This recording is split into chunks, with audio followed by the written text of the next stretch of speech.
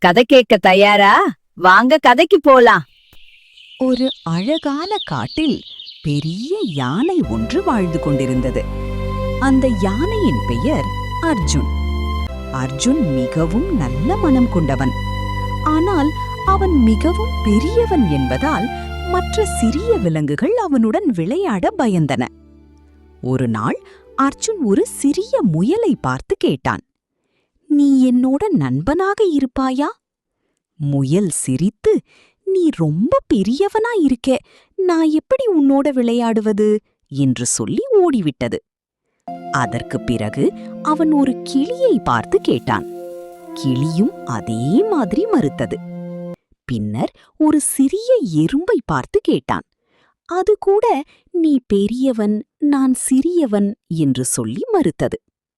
அர்ஜுன் மிகவும் சோகமாகி தனியாக நின்றான். ஒரு நாள் அந்த காட்டில் ஒரு புலி வந்தது. எல்லா விலங்குகளும் பயந்து ஓடின.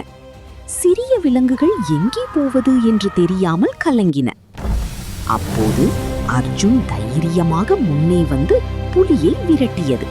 புலி பயந்து ஓடிவிட்டது.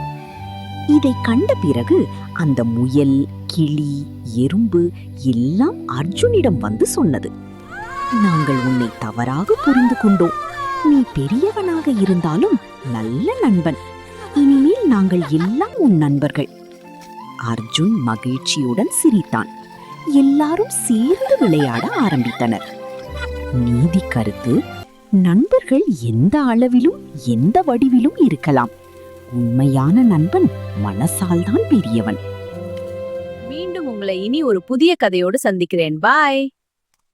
கதை பிடிச்சிருந்தா ஒரு லைக் பண்ணுங்க.